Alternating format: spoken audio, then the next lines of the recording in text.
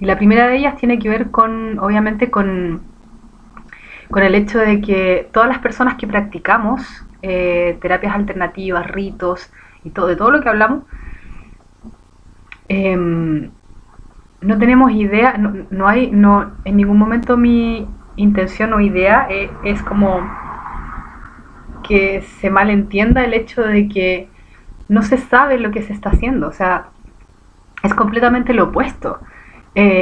Todos estamos pensando de que lo estamos haciendo muy bien y de que estamos tratando de hacer lo mejor para ayudarnos a nosotros mismos y ayudar a nuestras familias y a nuestros amigos y al planeta entero y a toda la gente que amamos, como que no hay... Eh, no se hace intencionadamente porque no se sabe realmente lo que se está haciendo, porque es un gran engaño. Eh, yo crecí en una familia en donde mi abuelo era metafísico y era un metafísico de alto rango, digamos.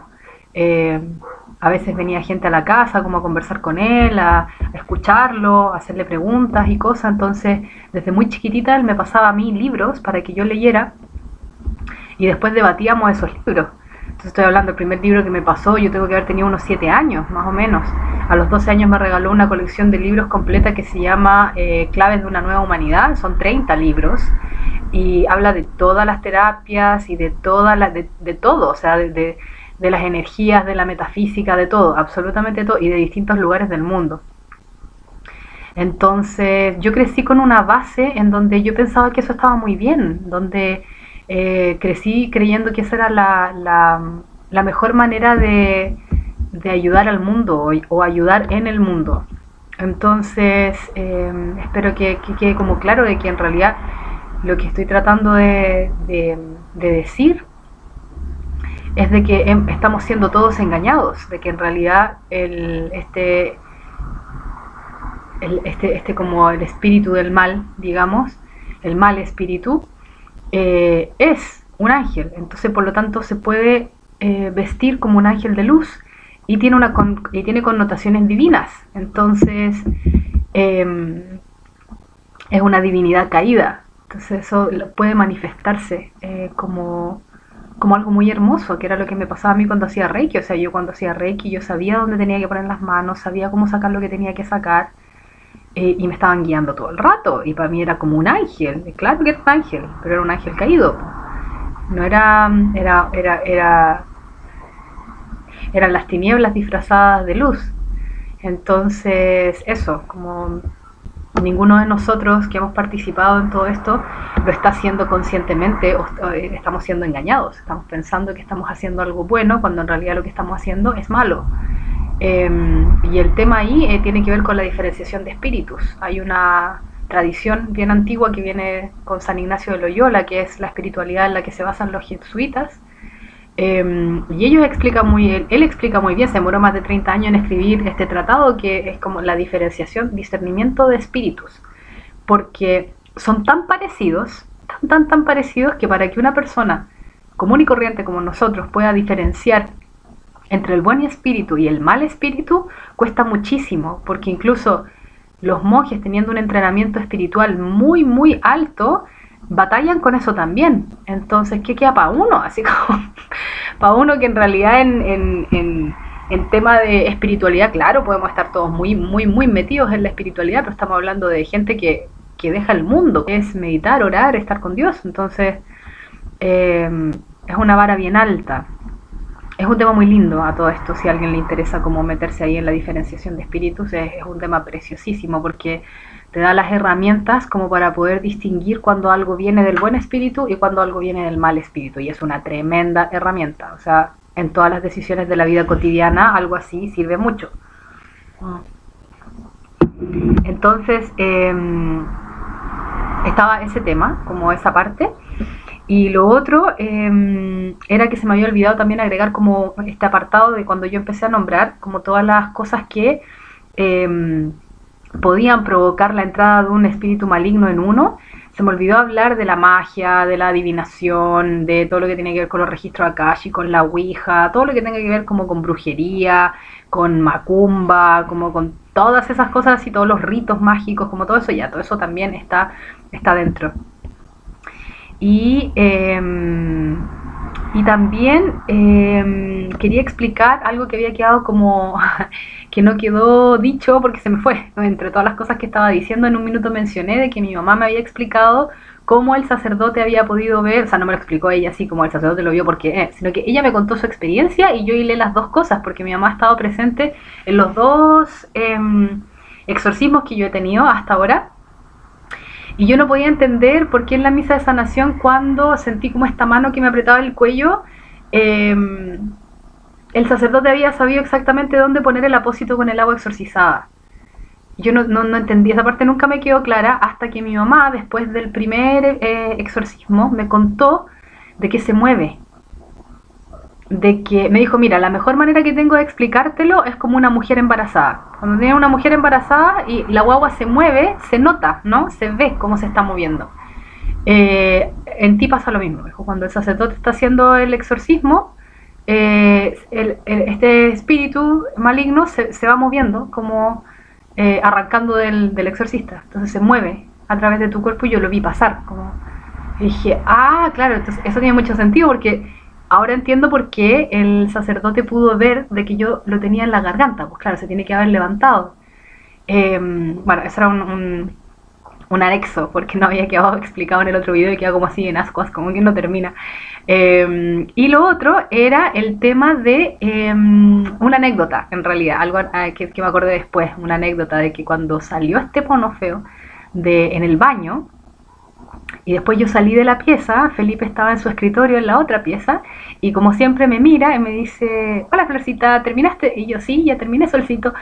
Y me dice, oye, qué loco, tu meditación tiene que haber sido bien profunda porque hubo un minuto en que yo sentí que desapareciste de la casa. Como que tu energía ya no estaba en la casa.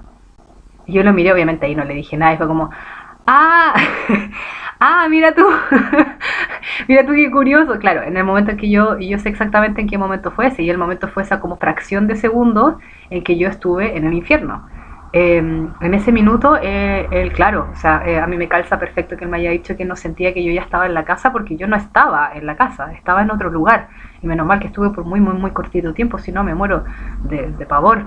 Pero eso, entonces eso era como algo anecdótico que me acordé después, así me acordé ahora, como hace poco rato, que se los quería compartir también. Y bueno, y la otra parte que siento que es bien importante como comentarla, tiene que ver con el tema de las diferentes actividades demoníacas que uno puede presenciar en el mundo, en la vida, etcétera. Porque claro, una es la posesión, que es cuando un espíritu maligno entra y se queda alojado en tu cuerpo, en un órgano, en un hueso, donde sea. El mío en el segundo exorcismo se soltó del hígado y está ahora en la cresta ilíaca, desde ahí me molesta, por lo menos ha movido. Bien. Entonces la cosa es que está esa como experiencia de posesión, también está la opresión, que es cuando desde afuera hacia adentro, que también puede ser de adentro hacia afuera. Está la acechanza, que es cuando tú vas muy encaminado en el camino espiritual y te viene a molestar en las noches, como para generar pavor, terror y cosas. Pero también está la actividad como más normal. Y esa es precisamente la actividad que yo presencié en mis 3 episodios psicóticos agudos, que fue la razón por la que yo salía corriendo y por la que no quería ver a nadie y que me iba literalmente hacia la montaña a correr porque no le tenía miedo a todo el mundo. Y el problema es que yo en ese momento obviamente no entendía nada de esto, no tenía ninguna explicación lógica para nada y no sabía el tema del libre albedrío. Entonces, ¿cuál es esta actividad que es como la más común? Son los espíritus malignos que están alrededor de nosotros como si fueran moscas. Están en todas partes, están en el aire. Entonces, cuando uno evoca o tiene una emoción, digamos, negativa, el espíritu de esa emoción entra. Entonces, por ejemplo, yo me enojo y llego hasta la ira, y el espíritu de la ira entra en mí y trata de actuar lo que más pueda a través de mí con esa ira. O sea, me trata de hacer transgredir estas leyes de las que habíamos hablado en el video anterior, lo que más pueda antes de salir de mí.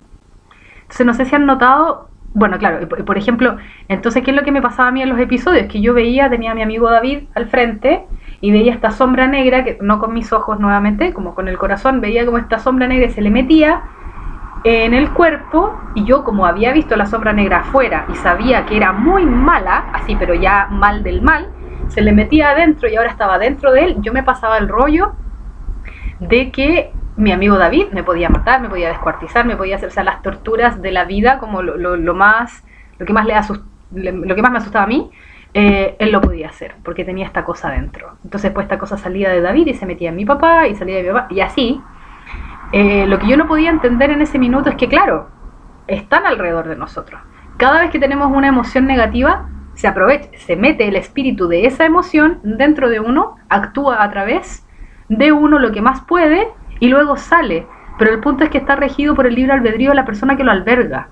Por lo tanto, si yo tengo a mi amigo David, tengo a mi papá, tengo a mi mamá alrededor, que son buenas personas, ese espíritu maligno lo que más va a poder hacer en ellos es hacerlos enojarse, tal vez alzar la voz, no sé, pegar un palmoteo en la mesa así como fuerte y ya está. Eso sería. Entonces yo en ese minuto no sabía eso. No entendía, no tenía el conocimiento de que ni siquiera Dios se mete con nuestro libre albedrío, porque nos creó libres para que por nuestra propia voluntad queramos volver a Él y no obligados. Entonces, como que no podía entender de que en realidad ese espíritu que había entrado a mi amigo no me iba a hacer daño a mí, porque estaba dentro de mi amigo que me amaba y que no me iba a hacer nada. Como eso era algo que yo no podía comprender, por lo tanto salía corriendo despavorida y así obviamente llegué a que me tuvieran que agarrar y llevarme al hospital las 3 veces, porque y era por lo mismo, porque yo veía esto y me descompensaba, básicamente. Ahora lo entiendo muy bien y entiendo que es algo normal y cotidiano, por algo las tradiciones espirituales de todo tipo, no estoy hablando como de un solo género, todas las tradiciones espirituales que existen en el mundo son tan cuidadosas con las emociones, hablan del tema de las emociones muy profundamente. Y claro, pues tiene mucha razón. ¿Y por qué? Uno se pregunta, bueno, ¿por qué es tan importante? Y si lo piensa, es increíble, porque cuando yo digo, por ejemplo, no, yo no soy responsable del asesinato de anoche ahí en la calle, porque yo nada que ver con eso.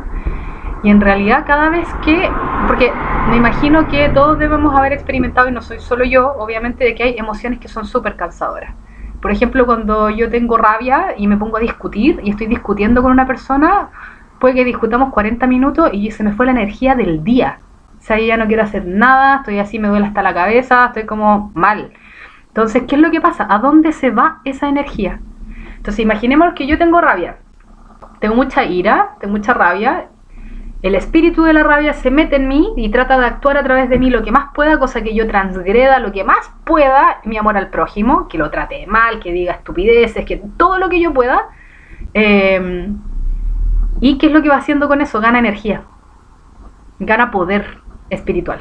Yo le estoy cediendo mi poder espiritual a través de la rabia que estoy albergando en mí.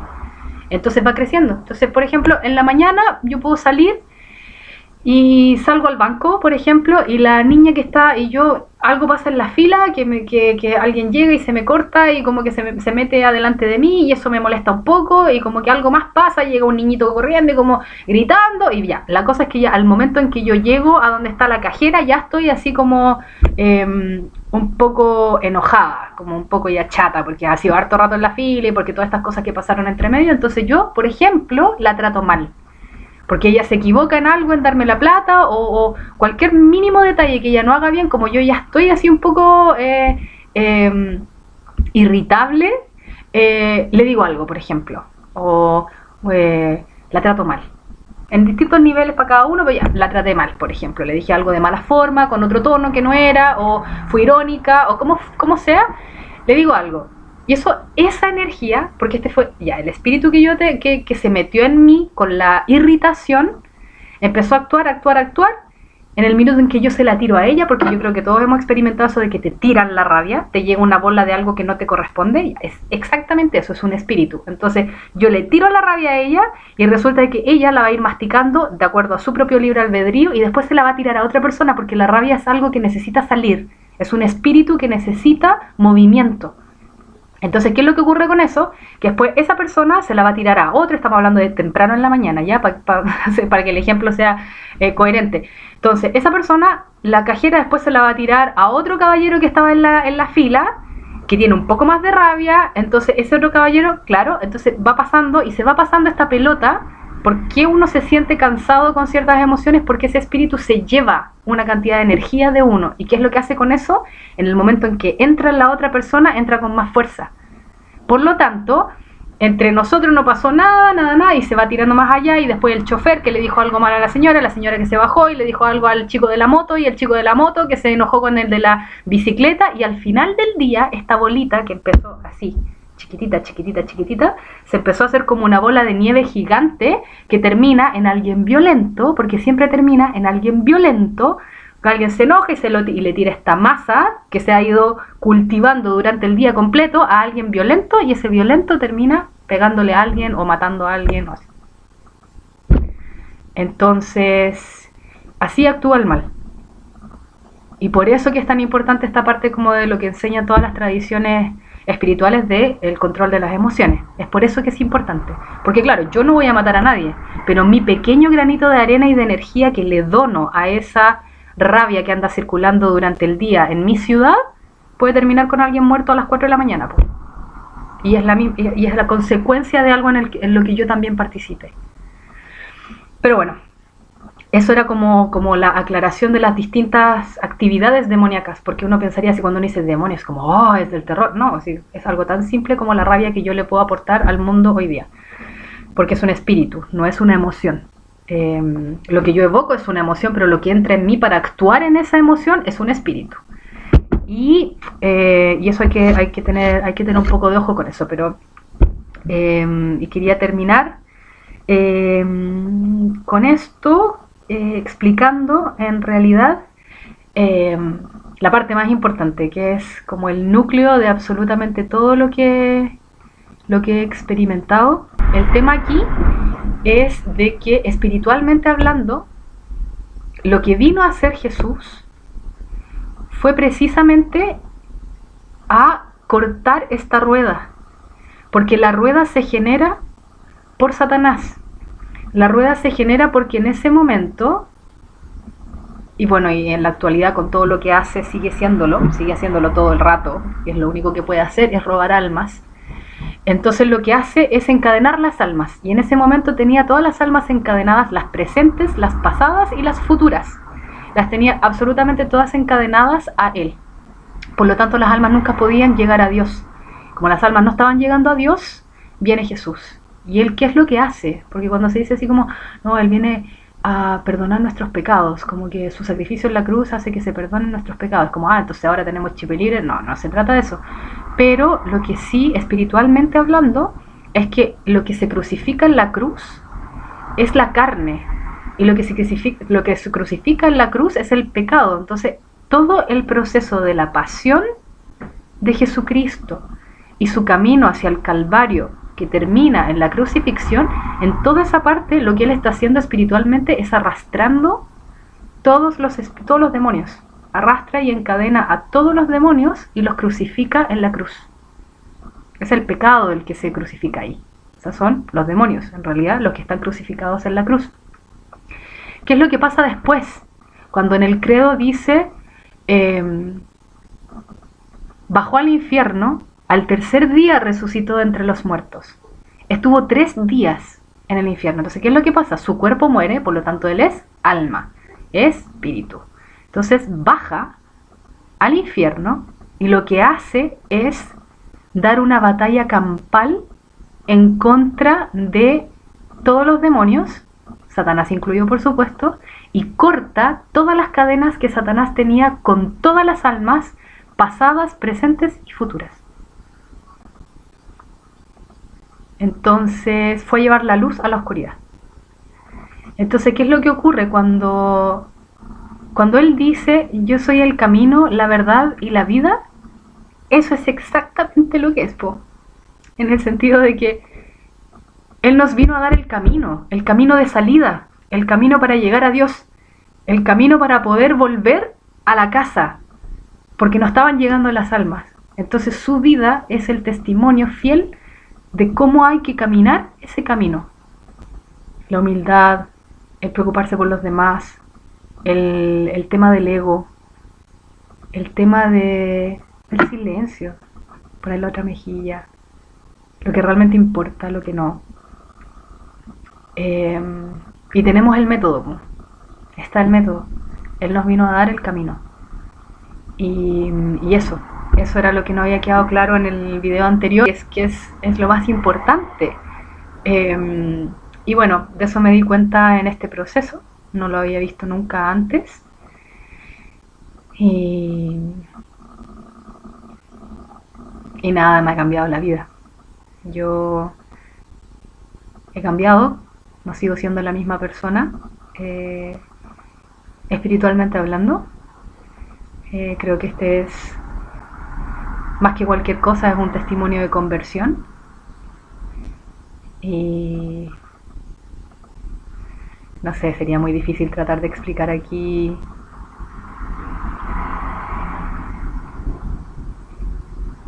lo que él ha hecho con nosotros. Pero solo decir que es gigante y es muy grande, y, y a él toda la gloria. Se ha convertido en el amor de mi vida y espero poder morir a mí misma para que se haga su voluntad en mí siempre, por siempre y para siempre. Y nada, agradecerles nomás a ustedes la paciencia, el que hayan visto este video, y agradecerle por supuesto a Diosito, a Jesús, al Espíritu Santo, a la Virgen María, a mi ángel guardián, a todos los ángeles y los arcángeles que me estén rescatando literalmente de las tinieblas. Voy a hacer todo lo posible por hacerme merecedora de esto. Les doy un abrazo gigante, un besito y espero que estén muy bien.